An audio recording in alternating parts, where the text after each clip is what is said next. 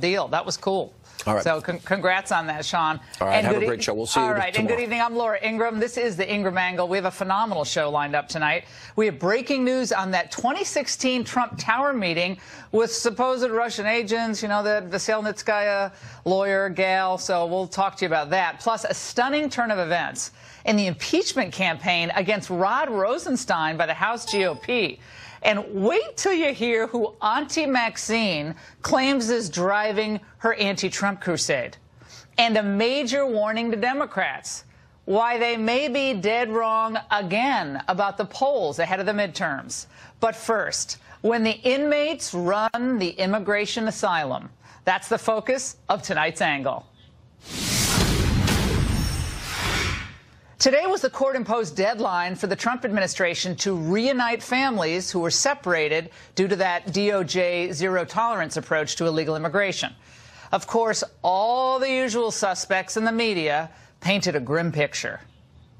They are indicative of this emotional pain and struggle that these families have been dealing with over the last several weeks. I met two children from two different families, one a 7-year-old boy who loves the superhero Flash, and the other an 11-year-old girl who has to help her father operate a smartphone and likes to play basketball. They are normal kids in almost every way. Normal kids dealing with a very difficult situation.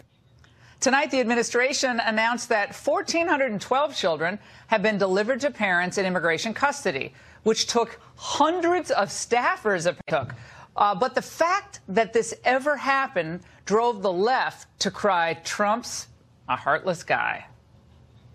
A practice that's been called heartless and cruel by Republicans who almost never speak out. They're being held, and they're being held against their will. This is a Trump policy that is blatantly cruel. Most of Donald Trump's base wouldn't tolerate seeing white children treated like that.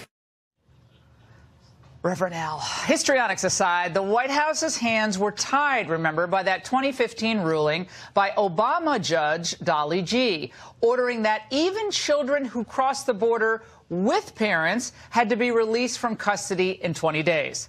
Well, that meant either Trump continued that old policy of catch and release, family units caught entering our country illegally, or parents were detained separately from their minor children because the children had to be released. The administration chose the latter path, which led to, well, mostly Democrat-led protests across America, which ultimately then drove the White House back down. It was a total mess. Congress had the chance to change the law, to close the loopholes, and let's face it, they could have tightened the asylum process and expedited the deportation hearings. But they chose to do nada. How brave. We have a broken immigration system. Doesn't work for anybody, least of which is to control our border. And so when we get to the moment where we're actually solving this problem, which I would prefer sooner rather than later, I really think it's going to gravitate around these four pillars. But then came a typical sneak move that we expect from Democrats, but not from the president's own party.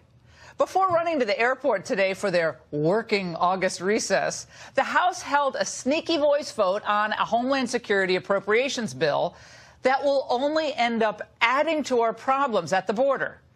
The amendment basically codifies DACA and was the brainchild of Congressman David Price, a Democrat from North Carolina. But it wasn't just David Price. GOP Congressman Kevin Yoder, who's the all-important chair of the Homeland Security Subcommittee, was also in full support of the idea, especially this part that made it easier for illegal immigrants to claim asylum if they credibly fear gang-related or domestic violence. Yoder claims he was moved to change his position on asylum due to the influence of his mother. He said today, quote, "As a son of a social worker, I have great compassion for those victims of domestic violence anywhere, especially as it concerns those nations that turn a blind eye to crimes of domestic violence." Well, forgive me, Congressman, and I appreciate your personal story, but your family history shouldn't be allowed to thwart the president's immigration agenda and, frankly, imperil the party's prospects in the midterms. Until 2016, asylum was traditionally reserved for those in fear of persecution for things like their religious, their political, or their ethnic backgrounds. Not due to one's fear of crime or the threat of domestic abuse in his or her home, as horrible as that is. So if the new barometer for asylum status is whether a foreigner feels safe in his or her home country, well, might as well just throw the borders wide open. It doesn't matter if you have a wall or no wall, because hundreds of millions of asylum requests are going to come pouring in. Now, it's worth remembering the Center for Immigration Studies estimates that if this House language, like that in the Gang of Eight bill, were to prevail in the Senate, we could be looking at 32 million new voting age adults living in the United States by the year 2036. Democrats want desperately to replace America's more conservative electorate with foreign, younger, usually more socially liberal voters. What does that mean? I can tell you one thing it means: no more Donald Trumps. And big business will revel, of course, in the glut of low-skilled workers in the midst of what they claim is a labor crunch. They also won't have to raise wages much, right? Which is what they're starting to do now. They're having to do it to fill these jobs. And that means more profits for themselves. But beyond all the tears, the meltdowns, and a lot of sad stories, some sob stories, it's critical for Republicans not to cave to the Democrats on immigration. This is just a desperate play by the resistance because Trump is beating them on the economy. The future's pointing north big time, up 233 points right now. The market's loving this. I think we're on our way back up, maybe to those January highs. Wow, we may have 5% GDP growth coming Friday. Because their phony Russia collusion pipe dream is crumbling. There's just not a lot in the Trump collusion bucket to look at. And because they are incapable of separating the president from his base. According to our new NBC News Wall Street Journal poll, 88% of Republicans approve of the job President Trump is doing. The only president with a higher approval rating within their own party at this point in their presidency was President George W. Bush, less than a year after 9/11. Now is not the time for Republicans to give in on immigration enforcement or melt because of the cheap, emotional media games. By the way, games that are only reserved for non-citizens. It was President Trump's get-tough approach on immigration, his relentless focus on the American worker, the American family, that helped him win the election against all odds. Michigan, Wisconsin, Ohio, Pennsylvania. Giving into the melodrama of the moment is not the way to go. In fact, that will end up further burdening the American taxpayer, who's already fed up with a political system that sometimes makes them feel like second-class citizens. I know, Mr. President, you will not let them down. And that's the angle. Joining me now for reaction is immigration attorney Michael Wilds, who's the author of the new book, Safe Haven in America, Battles to Open the Golden Door.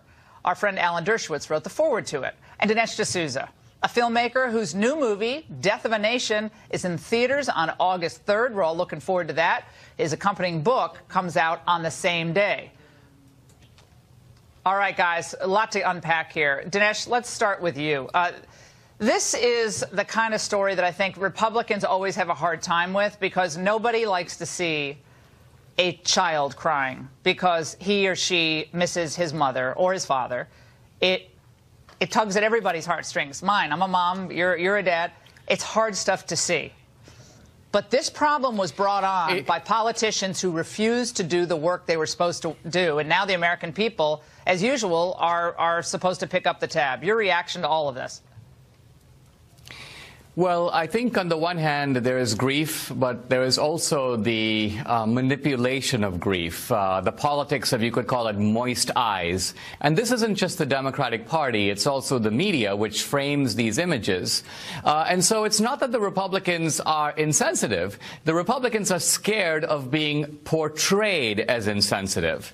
And the Democrats are using that charge, even though at heart they know it's fake. And what I mean by that at is that, look, we live in a Hobbesian world in which a lot of these problems, gang violence, domestic violence, these are epidemic, particularly, you know, the favelas in Brazil, the slums of Bombay, all over China. These are global problems. America has never taken the position that our doors are open worldwide to anybody who is suffering from these problems. We create very carefully carved out exceptions for example, political persecution, or as you said earlier, religious persecution. And that's it. But the Democrats are using the fact that they're able to dramatize these problems on our border to create a kind of emotional stampede. And then Republicans feel politically defensive, run for the exits in the kind of familiar invertebrate fashion. Well, you got this Kevin Yoder, congressman.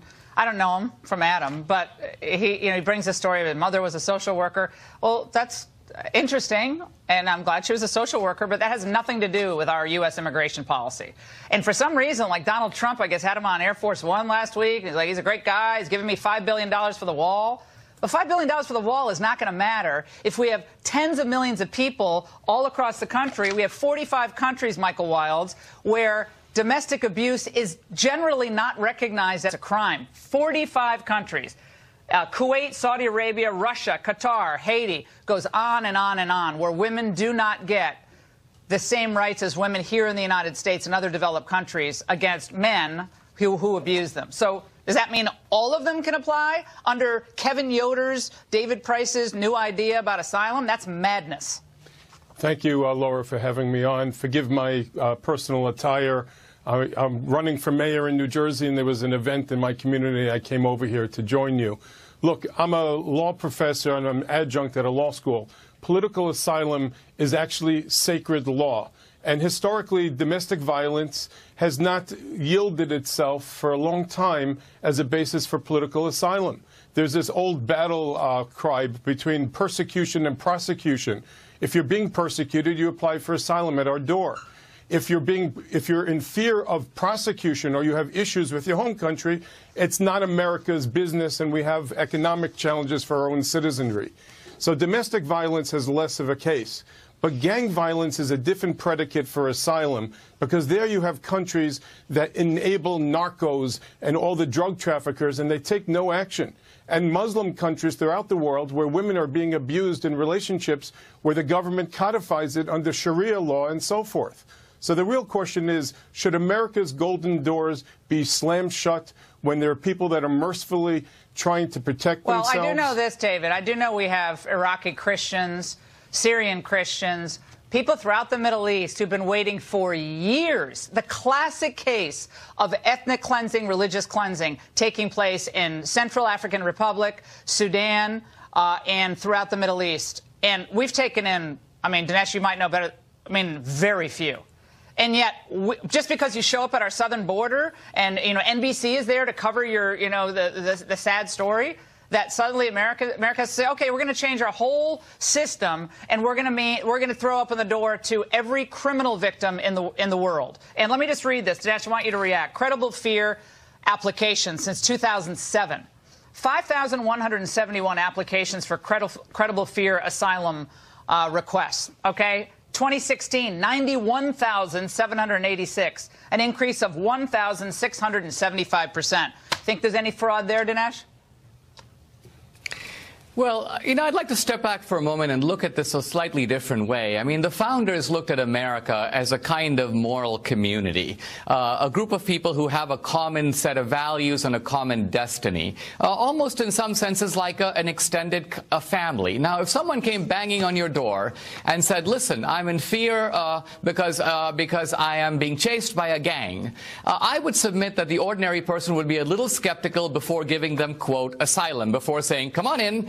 You can move right in because you have a credible fear, and so it's now become our responsibility. Most people would say, wait a minute, I have a direct obligation to my own. As for others who are coming in from the outside, I'm sympathetic, but on the other hand, it's not necessarily my problem. At the very least, our democratic system has to go through the legislative process to decide what we do with such people. So ultimately, the decision is with Congress, but this idea that somehow because the media dramatizes a hard luck story. The idea that somehow the Republicans have to run for cover, this is just, in a sense, political theater. Laura, if Michael, I may. Michael, we have a 311,000 applicant backlog as of January of this year. We have an overall backlog of 700,000 in general immigration applications in our immigration courts. Jeff Sessions said last month, the month before, we're trying to make progress, but we just can't keep up with this. Well, at some point, it swamps the whole system, costs a huge amount of money that most people watching the show tonight are like, I don't want to pay for this. We're out of money here. Go, you can close it out. Thank you. 2 points. First, we all agree, and with the gentleman that's speaking also, that Congress should set the policy. We don't want the Attorney General or the cops, the ICE agents, to be executing on asylum law. That should be in the courts. And certainly they should have set up enough judges to adjudicate these cases so you don't have children without representation and you don't have families being separated. The real issue here is, Laura, a few weeks ago, you said if the Republicans aren't going to work with the Democrats, then do nothing. Here they're beginning to work with each other. You're just not liking what they're doing. Well, guess what? Congress, it's their job. We all agree, all three of us, that they have to fix this. And why did they have no vote on this then, Mike? Why no vote? Why are they running out of town to their August recess? They did this little sneak vote, then they run out of town. No one comes. We called all these Democrats today. None of them would come on the show, nor would Congressman Yoder. I've always been disappointed on members of Congress. They're all afraid. They don't want to defend this. Yeah, because they feel they're never going to get reelected if they're strong on immigration. They feel they'll never get reelected. Yeah, so they're running home to vacation or to campaign. And why they do not want to defend this. We're out of time, guys. Out of time. We'll do a longer segment. Michael Cohen, by the way, is reportedly claiming tonight that Donald Trump knew of that infamous 2016 Trump Tower meeting with Russians ahead of time. But there may be one big problem with Cohen's allegation. Details next. Breaking tonight, Michael Cohen, President Trump's former attorney, is claiming the president knew in advance about that Trump Tower meeting back in June 2016, in which Russians were supposedly going to offer campaign dirt on Hillary Clinton. That, according to CNN. Of course, in all their breathless coverage, they seem to be ignoring the important nugget. Quote, to be clear, these sources said Cohen does not have evidence, such as audio recordings, to corroborate his claim. But he is willing to attest to his account. Here now to react, former U.S. Attorney and Fox News contributor Andy McCarthy and Wall Street Journal columnist Kim Strassel. Welcome to both of you. Andy, let's start with you here. Boy, it seems like Michael Cohen's gotten very talkative, wants a lot of stuff coming out over the last few days. What do you make of this latest claim? Well, I think he's had a change in posture over the last number of weeks. The retention of Lanny Davis certainly was an indicator of that. I think the big problem he'll have, if this is actually his version of events, is apparently he has talked about this before in prior testimony and prior interviews and evidently did not cough this up.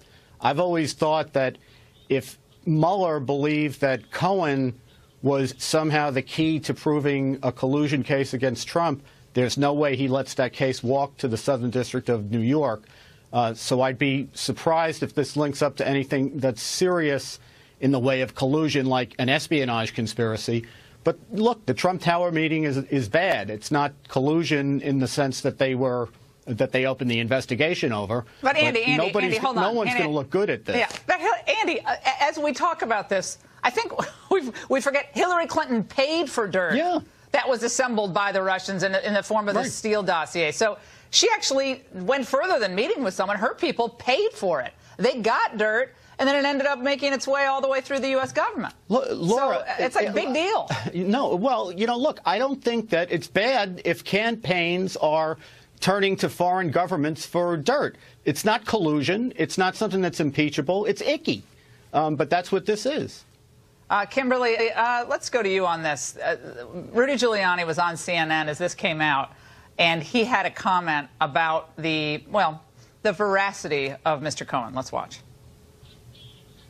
There's nobody that I know that knows him that hasn't warned me that if he's back is up against the wall, he'll lie like crazy, because he's lied all his life. Wow, war of words. That seems like it probably only stoked Cohen to release more information. Well, just the kind of guy you want as a lawyer, right? But yeah. Look, I think the issue here is first you got to decide whether or not you believe the CNN reporting. And there has been a lot of breathless reporting out there that has turned out not to be correct. Then, even if it is correct, you have to decide if you believe Mr. Cohen now versus what, as Andy said, he might have said in the past, and whether or not there's any evidence, which apparently there is not, in which case this may come down to a case of he said versus 3 other he saids saying the opposite. But, I mean, what Andy said is true. It kind of looks icky, but I think the bigger point here is there a crime? Right. And it's obviously was not a crime for Trump Jr. to meet with this Russian national and find out what she had to talk about. It's also not a crime for Mr. Trump to have had prior knowledge of it either, Mr. Trump Sr., the president. The question is he ever under oath said that he didn't know? Was he in any situation where he might be viewed as having lied to federal law enforcement? I'm not really sure that's the case. So it's another potentially bad headline if it's true, but I'm not necessarily sure it's any legal jeopardy. Yeah, and Andy, this Veselnitska woman was there to push the Magnitsky Act. Like she was trying to get him to push Congress on that Magnitsky Act because of Russian adoption. I mean, the whole thing was nothing to do with Hillary. So it was a big scam, big play, and they were all. It sounds like they were all played in that meeting. Jared was bored. I think he got up and walked out, or Manafort walked out, and so it was a big nothing. But if this is where they are now, Andy, on this level, and we're going to get to the Twitter issue in a moment, what does this tell you about the state of the Mueller investigation? It seems to me that the Mueller investigation is winding down to a conclusion. That investigation or that indictment that they brought recently against the 12 Russians who are actually intelligence officers, I don't think that's the kind of thing that you should indict. But putting that aside, if you read the indictment and the logic of it, it kind of excludes the possibility that there could have been the kind of espionage conspiracy that everybody was so whipped up about that caused the investigation to start in the first place and led to Mueller's appointment. So if it is winding down, I sure hope it's winding down because it seems like it ought to. Yeah, this report out today that Mueller is looking through the president's tweets. Yeah, well, who thought he wasn't? Who thought he wasn't? I've been looking at them, too. Kim, have you been looking at them? I've been looking at them. I've been looking at them, too. But I got to play this for you guys, because Preet Bharara, of course, former U.S. Attorney, Southern District, Preet Bharara was on CNN today with Wolf Blitzer, and they were all excited about this tweet story. Let's watch. The tweets that he sends late at night and early in the morning, and often out of anger, I think go some way to showing what his state of mind was. And to prove obstruction. I'm quoting Giuliani now. If you're going to obstruct justice, you do it quietly and secretly, not in public. What do you make of that? Well, yes, what Rudy Giuliani says is the norm. This president likes to break norms, and maybe he likes to violate the law in a way that breaks norms as well. Kimberly. The cheerleading here is extraordinary, but we have been witnessing this now for going on 2 years. And as I just said, headline after headline saying, oh, definitely collusion, and then, oh, obstruction of justice, and really it will only be a few weeks now, and look what Mueller is looking at this point. And nothing has come of it so far, other than those indictments that we've had related to charges that have nothing to do with either of those two central topics or anything that the press is actively pressing for. So, I mean, I agree with Andy. I would wish that if Mueller has decided that he has decided that Trump is not a target, that he's not going down the road, that even if he's still wrapping up his probe, that he'd feel he'd had a duty to tell the country that the president is no longer a target so that people can start to move on. Andy, Turley said earlier today that, you know, if this is where they are looking over tweets, then this is just like the dregs. Like this is, I mean, it's just ridiculous. I'm sorry. Now we're at tweets and what... You know, interviews. I mean, this is all public stuff. How are you obstructing an investigation with public comments? I'm not follling that. I guess it's possible, but I don't follow that. Yeah, but see, the whole thing, Laura, is preposterous because, you know, with due respect to Preet, to have state of mind or criminal state of mind is irrelevant unless you've done something that actually can amount to obstruction. The president cannot obstruct justice by taking lawful actions that are within his constitutional prerogatives, like pardoning people or weighing in on or firing Comey or weighing in on whether somebody should be prosecuted, which prosecutors across this country do every day. Or complaining that Jeff Sessions didn't recuse himself. Right. That's not obstructing. That's an opinion. No, it's I understand. Crazy. Yeah, I understand the style problem. Like, they don't like the way Trump goes about things, but you still got to kind of like prove the thing that's a crime before you start worrying about what somebody's state of mind was. Yeah, but a former U.S. attorney in New York like Preet Bharara should know better. I mean, I know he's on CNN, but you got to know better. You can't say that on television. Fantastic conversation, guys. Thanks so much. And I want everyone to stay there because we have some big breaking news out of North Korea we're going to bring you in just a matter of moments.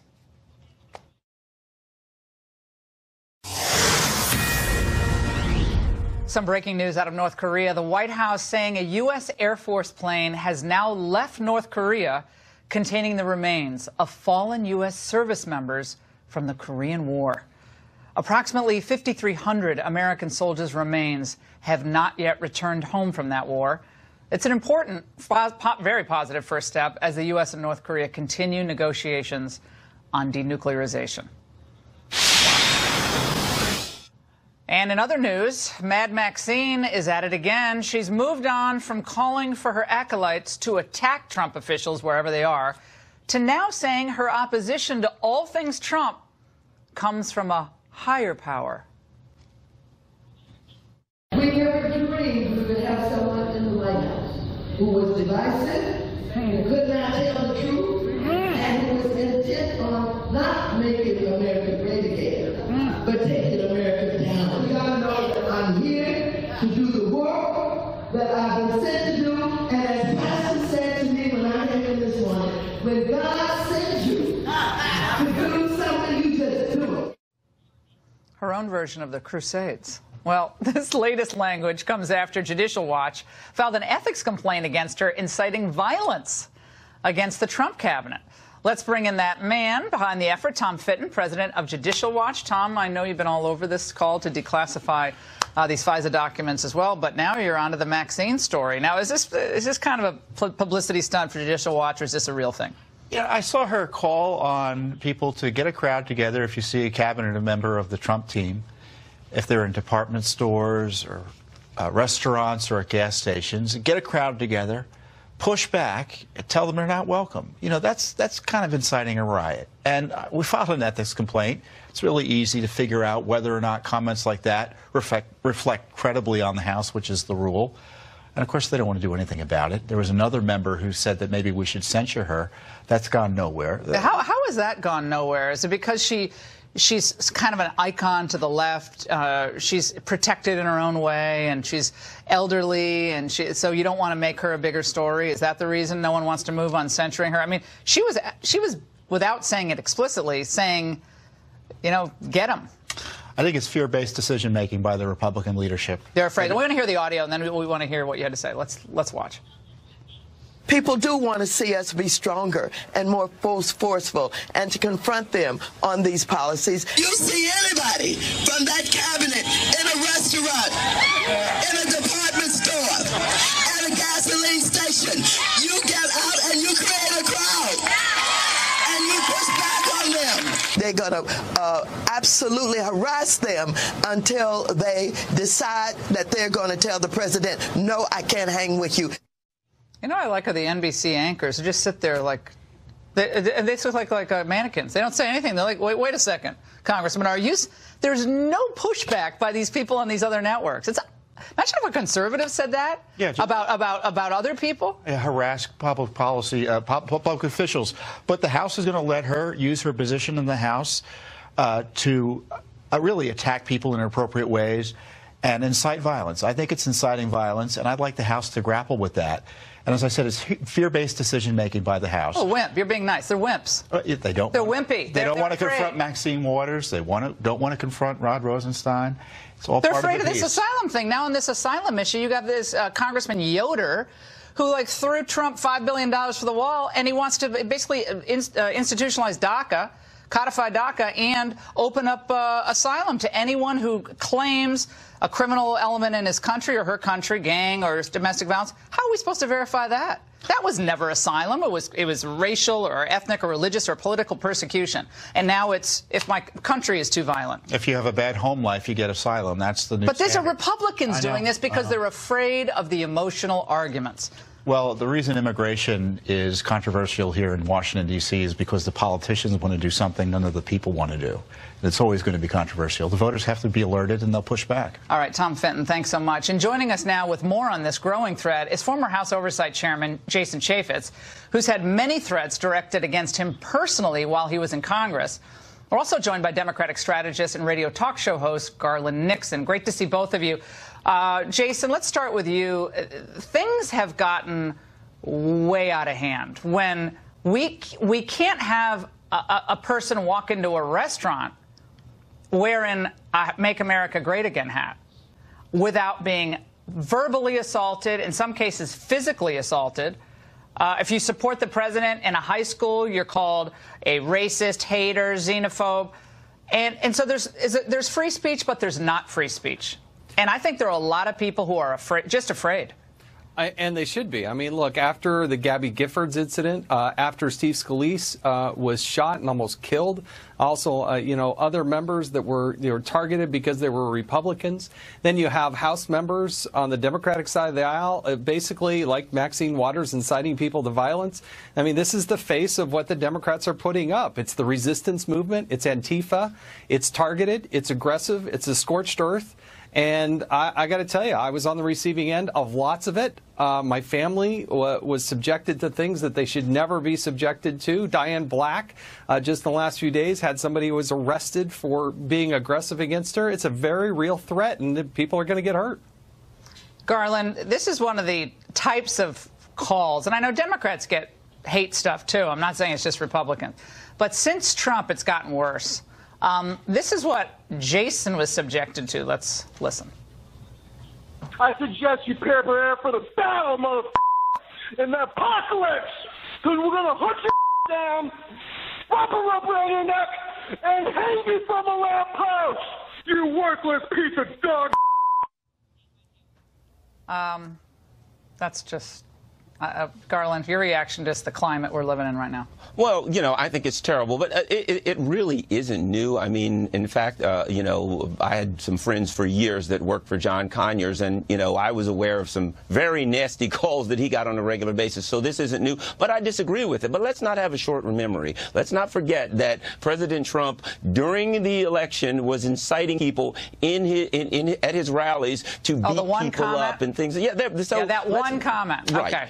That's all you guys have is that one punch him in the face comment. I am not here to defend anyone who is inciting violence because I disagree with it. But let's not like try to pretend that there's one party who's ever pushed this.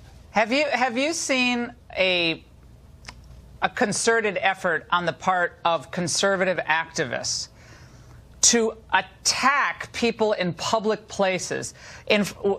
Someone's eating with his child or her child or family, just having a quiet dinner, and shouting at them, screaming, demanding that they and rattling off prattling on about all these, these points. That's just not right. That's just wrong. Right, and I absolutely disagree with it. Conservatives aren't doing that. That's all left-wing resistant dingbat stuff. Right. I absolutely disagree with that because I'm a person who I'm a King-esque kind of person, so I believe in nonviolence. But let's not forget with Michelle Bachmann and the lock and load, this stuff is not new. There's been some dangerous rhetoric for many, many years, and hopefully both parties and both sides will learn to calm this down. It doesn't seem like that's happening, but I oppose it, and I think people from both sides of the aisle should step up to the plate and oppose this. Yeah, those are nice words, but, I don't see Democrats who actually will call out Maxine Waters. If I do it as a Republican, then I'll get accused, of just being a partisan.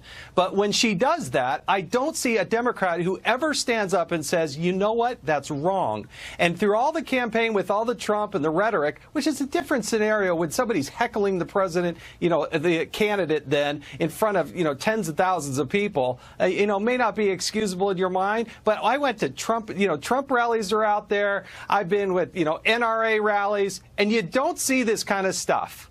And I don't see the Democrats stepping up and taking some ownership and saying, you know what, folks, you got to tone it down. Well, Fight President on the Trump policy. said to beat people up, and he would pay the bills, and he would cover their. Time. So that yeah. right. Well, it wasn't smart to say, but it wasn't smart. But it was someone who was causing a huge ruckus just to get on camera. And it got the better of him in the moment. But this was not like a concerted effort by the candidate over a year and a half. No, I had Deborah Messing, of all people, called me out on Twitter saying that we should take him down. Now, what does that mean? When you want to go take some people down. Yes, I mean, it's unbelievable the number of celebrities that will also engage in taking them down. Using language. Look at the cover of the latest magazine. Essentially, I mean, cutting off Donald Trump's head and then mocking it with comedy. I mean, there's some really aggressive stuff. We can say this morning, noon, and night, but if conservatives spoke like they do on a regular basis, physically approached people like they do on a regular basis, they would be holding candlelight vigils, okay? The left, they just melt on stuff like this, but they can do it. Maxine Waters can say these things with complete and utter impunity. And we're supposed to say, oh, it's just Maxine, she's so, it's ridiculous. I mean, if you're a Democrat, it's like, Maxine, you're out of line. You're out of line. Well, I don't be passionate, be out there, but you're out of line. You sound like a complete buffoon. I don't think it's with impunity because right now, you're exercising your right to go after her, and I'm saying, to a large extent, you are correct. She's the toast of the town. She's all over Democrat politics, Garland. She's everywhere. She's invited. Wasn't she at the Oscars? She was like the Grammys. I mean, the woman is like the cause celeb personage in the Democratic Party. But we'll see if anything happens. But we hope that nothing violent happens, because that would be the real tragedy of all of this. Thank you so much to both of you. And coming up, the media and the left obsess over the so-called blue wave in the upcoming midterms. But they could be making a miscalculation of epic proportions. We'll tell you why. Up next. Well, the left is very giddy about the prospect of a blue wave in November. And they're devouring any little tidbit of information that helps confirm that narrative. Well, case in point, a new NBC Marist poll indicating sagging approval for President Trump in Michigan, Wisconsin, and Minnesota. His critics couldn't get enough of it. Look at his approval rating in those states right now in these new NBC Marist polls. 36%, 36%, 38%. That's bad news for Republicans. Donald Trump is now getting crushed in polling in Michigan and Wisconsin, which is part of why he offered a partial surrender today in his tariff war with Europe. The president has no coattails, and you used the right word, devastating. They are in trouble right in the president's base. But the Democrats could be in for a rude awakening come November. Joining us now, someone with a warning to those folks, Democratic pollster Mark Penn, along with Tom Bevan, the publisher of Real Clear Politics. Gentlemen, great to see you tonight. Mark, let's start with you. It's commonly thought that most pollsters were wrong before the last election. However, on the popular vote, they were pretty close, were they not, with Hillary Clinton, 2%, 3%? Absolutely. But they missed it in key states like Michigan, Pennsylvania, Ohio, which are kind of the whole shooting match. But nevertheless, I mean, when I saw them go, they were going total frothy on that, on the Minnesota, Wisconsin, Michigan deal. What do we think now?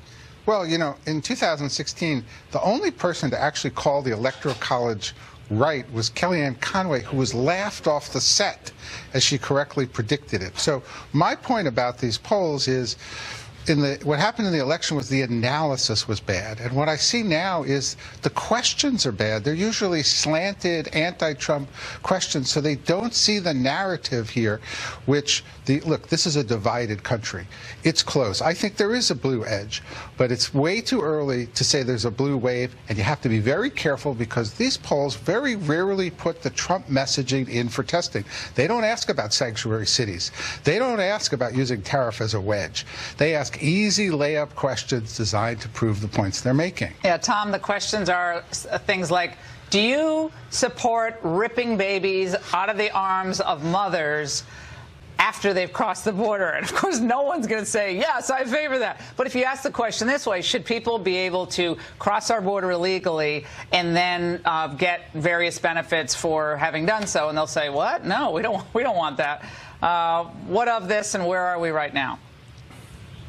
Yeah, look, I think Mark makes a great point in that it's also the numbers, but it's also the framing. Let me just give you an example. That NBC News Wall Street Journal poll that came out after the Helsinki summit, and voters disapproved of that, and that was the headline. But the actual story, the real headline, was that Trump's approval rating had reached an all-time high for his presidency, 45%. It had actually ticked up.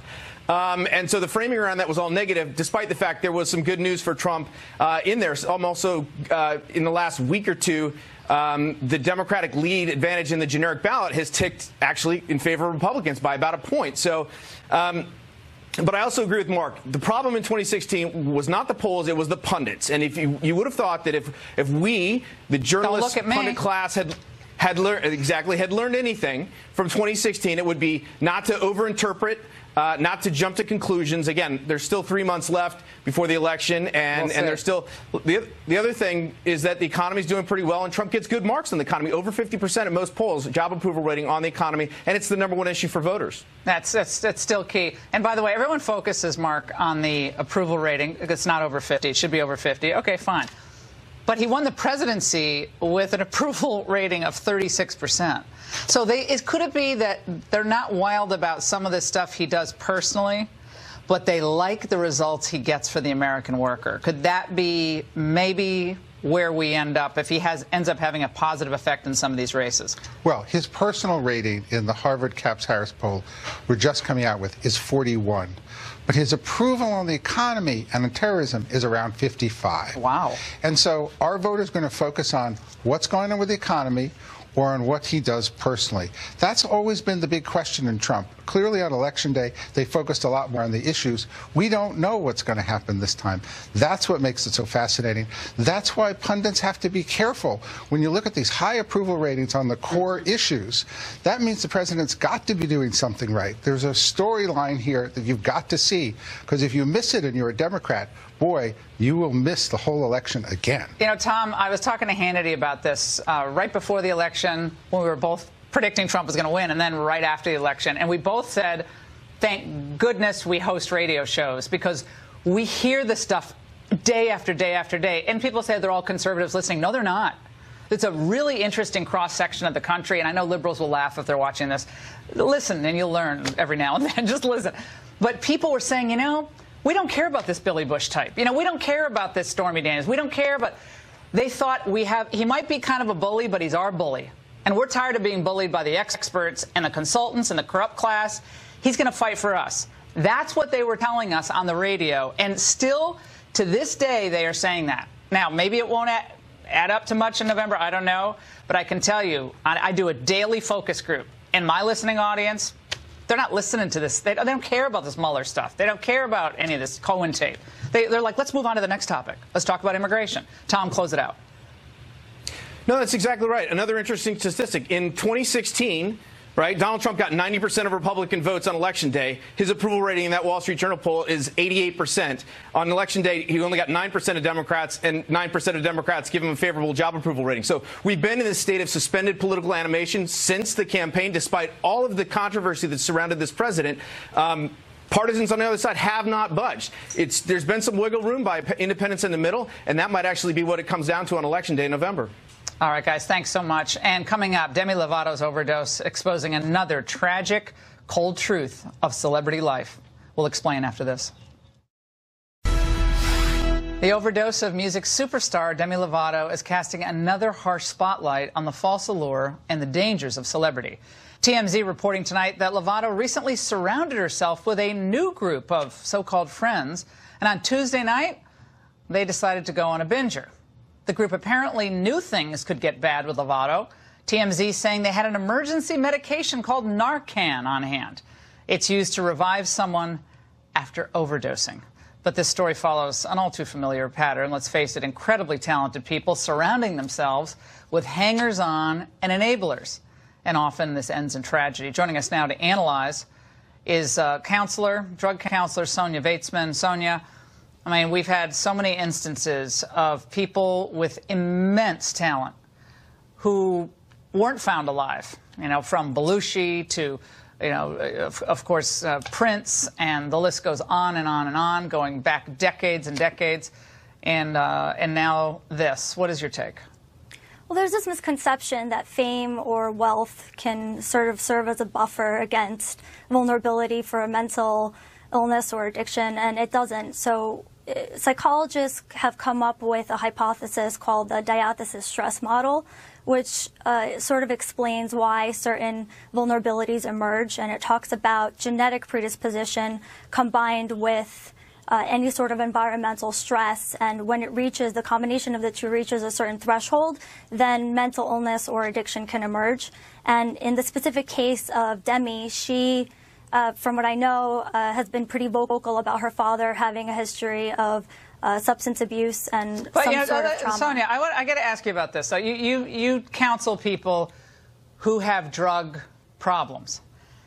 When you have a drug problem, and she's been very vocal about her own problems. She said, talked about her problems going back to 19 years of age, okay?